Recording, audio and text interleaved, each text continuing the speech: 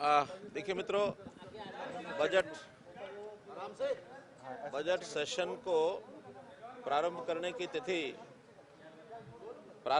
तिथि जैसा हमको पहले से पता है, अनाउंस किया था कि 2 मार्च से बजट सेशन शुरू होगा। राज्यपाल महोदय का उस दिन अभिभाषण होगा और बाकी सारा कार्यक्रम बीएससी बिजनेस एडवाइजरी कमेटी ने रिकमेंड किया है और वो सेशन के सामने रखा जाएगा। और उसमें रिकमेंडेशन में 2, 3 और 4, उसके बाद 7 ये राज्यपाल अभिभाषण के ऊपर चर्चा और धन्यवाद प्रस्ताव पारित होगा। 8 तारीख को सुबह बजट के जो एस्टिमेट्स हैं वो प्रस्तुत किए जाएंगे और इसके बाद 14 तारीख तक अर्थात 9, 10, 11, 12, 13 ये 5 दिन कमेटियों के लिए कुछ कमेटीज़ बनाई गई हैं, एडॉक कमेटीज़, जो इस बजट के ऊपर सेक्टर वाइज चर्चा करेंगे और अपने कुछ सुझाव देंगे। ये पहली बार इस प्रकार का एक कार्यक्रम बनाया गया है। वैसे पार्लियामेंट में ये होता है, विधानसभा में पहली बार इस प्रयोग को कर रहे हैं ताकि सभी विधायक किसी न किसी कमेटी में बैठ करके अपने अपने सेक्टर के हिसाब से वो अपने कुछ सुझाव देंगे। उन सुझाव के ऊपर भी विधानसभा में रखे जाएंगे, चर्चा होगी। जो सुझाव मानने लायक होगा ज़रूर उसमें माना जाएगा और उसमें विषय इतना ही रखा जाएगा कि जो एस्टिमेट्स हैं उसका जो कुल एस्टिमेट जिस सेक्टर का बनाया गया है वो सारे सुझाव उसके अंदर ही होने चाहिए। उसमें हेड्स के अंदर कम ज़्यादा करने का सुझाव वो दे सकते हैं, किसी में कम करना है, किसी में ज़्यादा करना है। टोटल बजट के जो आंकड़े हैं वो वही रहेंगे।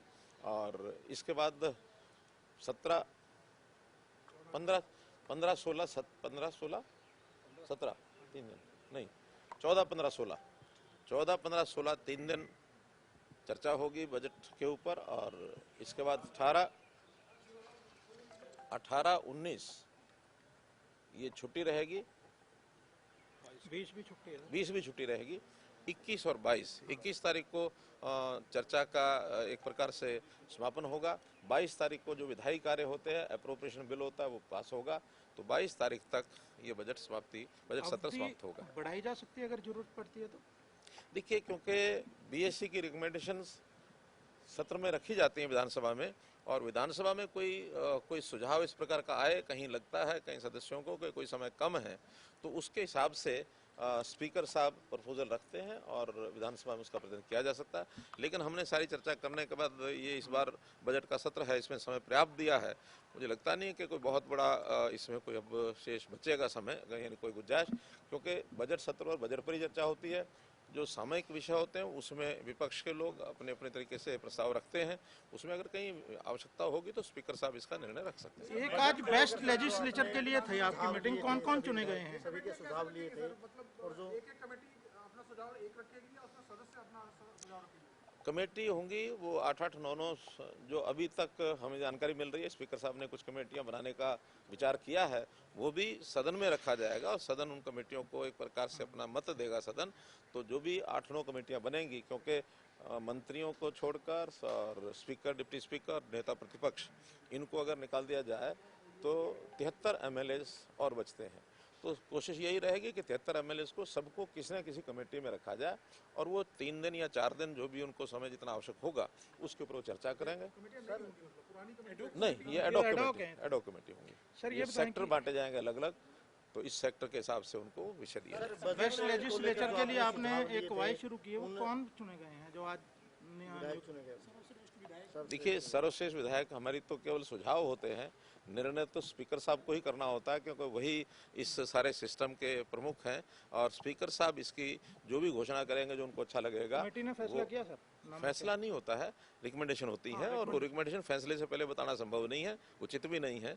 इसलिए ये सब निर्णय स्पीकर साहब को ही करना है और स्पीकर साहब जिस दिन भी, चाहे पहले दिन अथवा दूसरे दिन, जब भी वो निर्णय करके बताएंगे उनका सम्मान करेंगे। सर, प्रदेश कैसा सुझावों पर सर कितना ऐड किया गया है? जो सुझाव लिए गए थे सभी को, सुझाव के नाते से हमने कई इस बार प्रकार अडॉप्ट किए हैं, जिसमें लिखित सुझाव मांगे हैं विधायकों से, सांसदों से।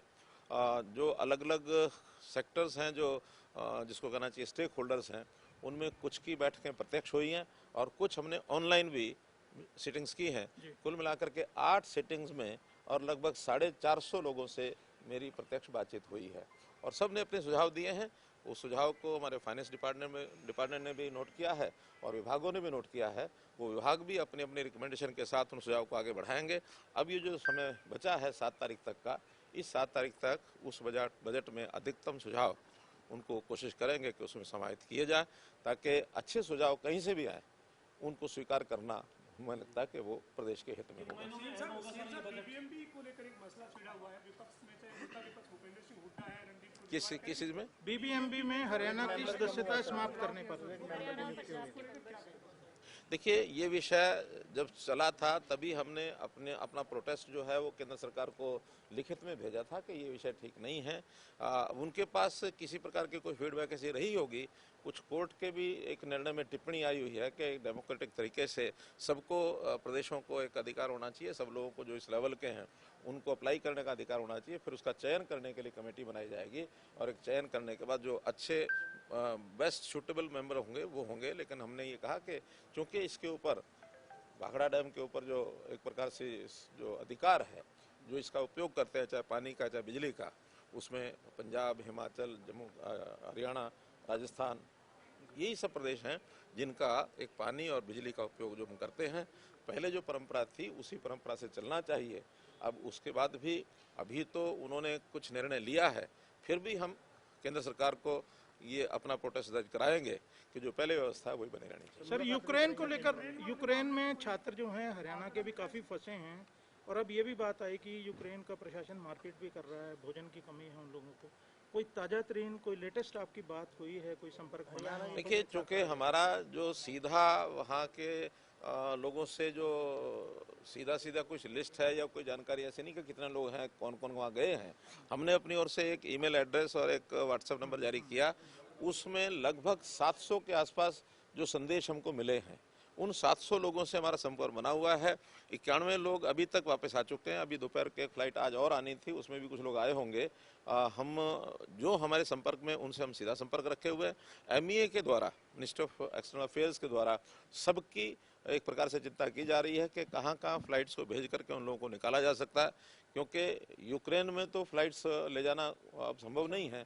तो जो वहाँ से निकल करके दूसरे आसपास के देशों में जा रहे हैं लोग, वहाँ से हम लोग जो है ला रहे हैं। अभी तक 4 फ्लाइट्स पहले आ चुकी हैं, 5वीं फ्लाइट आज अभी दोपहर तक आने वाली है। लगातार उस पर मिनिस्ट्री जो है एक प्रकार से संपर्क किए हुए है। हमने उनसे लिस्ट मांगी है कि हरियाणा की हमारी लिस्ट हमें मिल जाए, कितने लोग हरियाणा के वहाँ हैं, तो उनके परिवारों को भी संपर्क करने की हमने योजना बनाई है। हम अपने डिप्टी कमिश्नर के माध्यम से सबके परिवारों में जा करके और उनको एक प्रकार से एक साहस, यानी एक हिम्मत बढ़ाने की बात है कि वो निराश न हो, और हम जो है सरकार के नाते जो भी संभव होगा उन विद्यार्थियों को, उन नागरिकों को यहाँ लाने का पूरा प्रयत्न करें। सभी जिलों में डीसी जाएंगे ना सर घरों में? वो तो जहाँ जहाँ के जो लोग होंगे संपर्क करेंगे वो जाएंगे। धन्यवाद।